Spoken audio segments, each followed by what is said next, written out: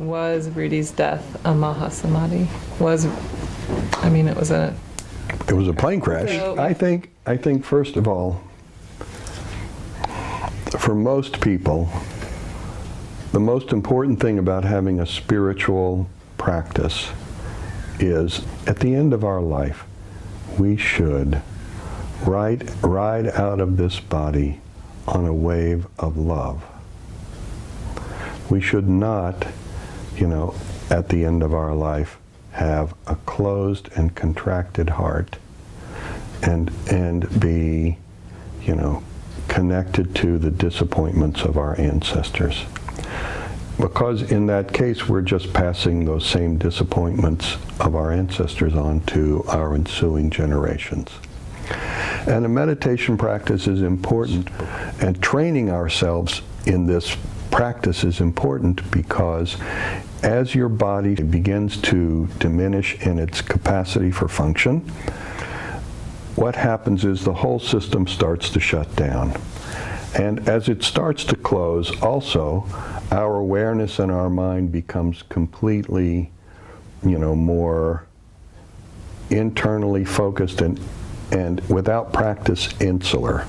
So that there is the natural tendency at the end of our life for us to contract into just a ball of flesh and tension and dissolve. But if we have trained, then we should really be able to, in those moments, hold the awareness of the breath and its source, which is the breath of life, and the source of that which is the universal breath of life, and ride out of this body on a wave of love that should carry us to paradise.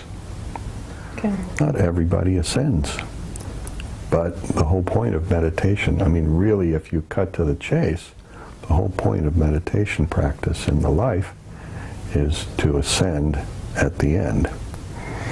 Some people can ascend in the middle while they're still alive, but at least at the end, there should be ascendance, not contraction. Mahasamadhi. Rudy, it's true, passed away in a plane crash. The notes of the dictation that Rudy gave as he passed away in his plane crash were probably the sweetest things I ever heard come out of him in my life. He was speaking in a way that I don't think he had ever spoken in any other moment that I ever remember, about his feeling of connectedness and love with the people who were close to him, and his awareness for the first time in his life that he had relationships that would be a part of him for as long as he lived. It was really beautiful. And so I'm perfectly comfortable saying about Rudy that he had a Mahasamadhi, because first of all, the last 6 months of his life, Rudy told me every single month that he was going to pass away. And I refused to hear that. I just refused. I had found in Rudy a life that I could finally live in. In fact, a life I loved and was inspired to live larger in, and I didn't want to lose that life. But I didn't listen to Rudy, and so I really wasn't exactly properly prepared. And then the last day of, I'll tell you a little story, the last day of Rudy's life, I was sitting with him in his store, and I was supposed to go on the plane. But, I was extremely tired because Rudy was just, for the first time ever, so, beating up on me about everything I wasn't doing right. Usually it was he was happy about the things I was doing right. This time he was so intense about so many things that I needed to do better. And so he looked over at me about 3 in the afternoon and said, "You look really tired." I said, "I'm tired." And he said, "Well, here, and this is the only time he ever did this, he said, "Here's the key to my apartment. You can rest on my bed until I get home." So I also had in those days a pilot's license and a VFR rating. The pilot of the plane that Rudy was flying in, this was the first flight he had ever taken people on. He just finished his 40 hours of solo, and this was his first passenger flight. If I had been on the flight, I would have demanded that when the weather, went down below the level that his license, that he was qualified to fly in, I would have demanded he return. This guy, he kept going. Even though, I scratch my head at how in the hell he thought he was going to land, even find the airport under the conditions that he was flying in. But he flew on, stupidly, and he ended up hitting North Mountain, the last mountain in the Catskills. But it doesn't matter where he hit, because he was so lost, he was going to, absolutely, definitely, they were going down no matter what. The plane crashed. There were 4 people on board. Rudy passed away. Everybody else was fine.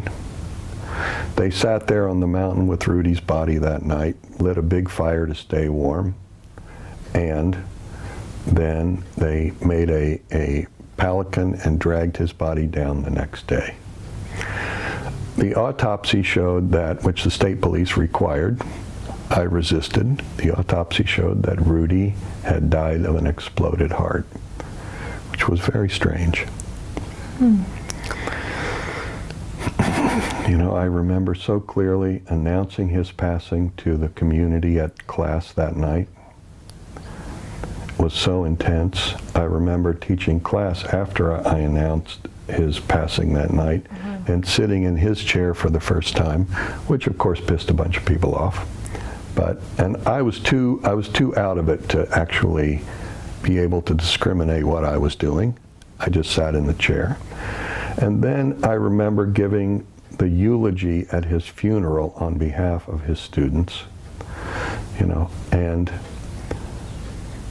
the experience of Rudy's passing, from the week that the unusualness of his invitation to come and join him as he was about to go on a big journey. That's how I was in New York in the first place.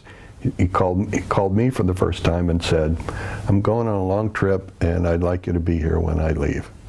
See me off." From that moment through to, his funeral was probably the most intense and extraordinary and astonishing week of experiences, or 2 weeks of experiences, I have ever had.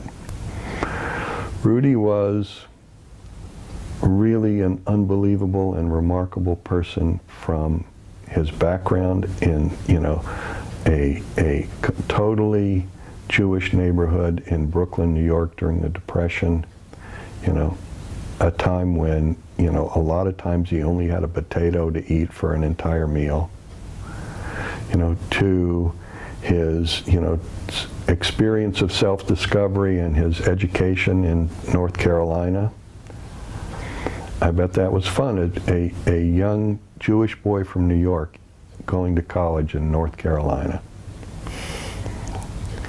To, how he ever made it to India, how he ever making it to India met Nityananda, and then, over the years, devotedly, intensely practiced, sustained a relationship with Swami Muktananda, and then came back to America to be the first teacher, American teacher of a very strong and powerful, Indian spiritual practice, is totally extraordinary. And Rudy was probably the most beautiful human being I've ever met in my entire life.